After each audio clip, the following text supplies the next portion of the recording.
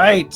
Welcome to a new episode of Your Daily Scrum with Professional Scrum trainers Todd Miller and Ryan Ripley. We get together each and every day to help you get better at Scrum each and every day. Like and subscribe so you never miss a video. Check out the description to learn more about Todd and I, our book, our classes, everything we do through scrum.org and all that cool stuff. Leave your comments and questions below.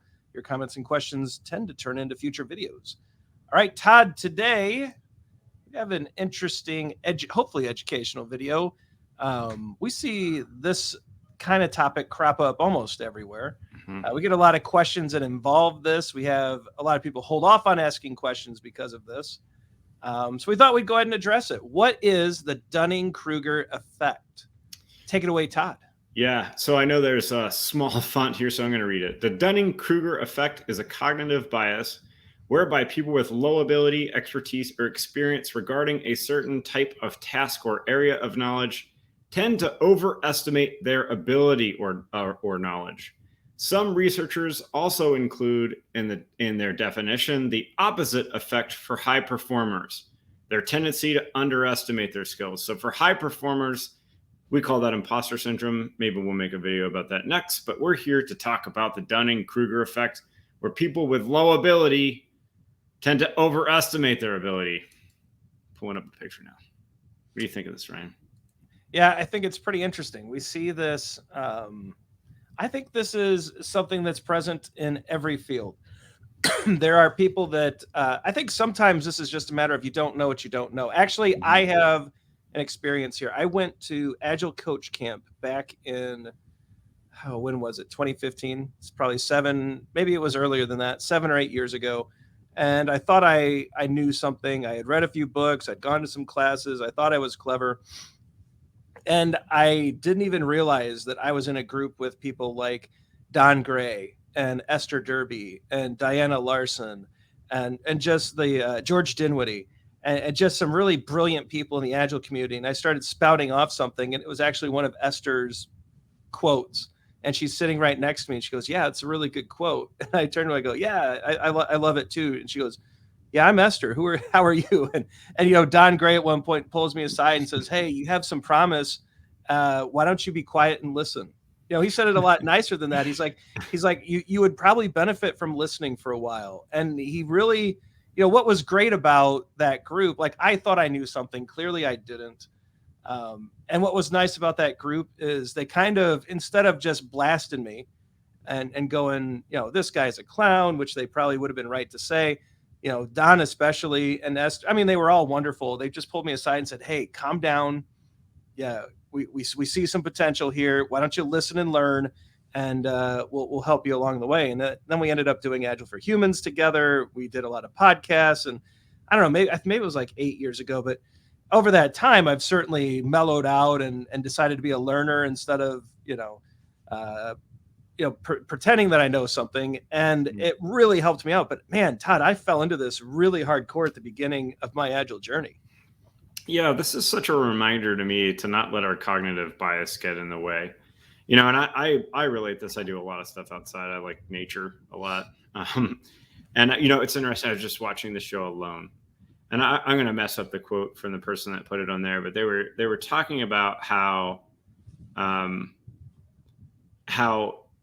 not to allow your previous biases make decisions for you when you're coming to survival and nature, right? And I parallel that to like fishing, right? I do a lot of fishing in the ocean. And just because a spot was really good last year or the year before that or the past 5 years doesn't guarantee that it's going to really be a good spot this year because of the way that Mother Nature changes. However, I cognitively I desire and want to be there, right? And so letting go and understanding that you don't know what you don't know, whether that is with coaching or with fishing or with Scrum or with whatever, right? Even if you feel like you are of high competency, even if you feel like you have completely mastered a subject, if you think and you feel that way, you probably haven't.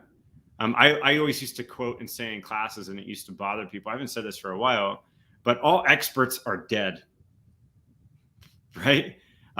Because If you consider yourself to be an expert, then you've probably zeroed into the fact that you think you know every single potential outcome in something. Where in what we often do is not the case, right? You know, I'll never forget. I got to do a workshop with Ken Schwaber many years ago, and part of a Scrum.org workshop has always included some sort of, on a scale of 1 to 10, where would you put your Scrum experience, right? And we gauge that as trainers because we want to make sure that we understand at a high level who's in the room and if we need to make adjustments. And I'll never forget, like, Ken rated himself at like a 6 or a 7 out of 10.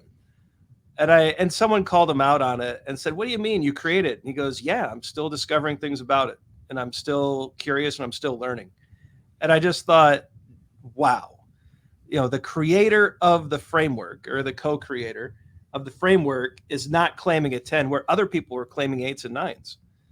And it's one of those where maybe he's being modest, perhaps, but I also think he's just being honest, that maybe there's still some things about it that are unknown that are being discovered. Or it was just such a cool awareness moment. You know what I mean, Todd? Yeah.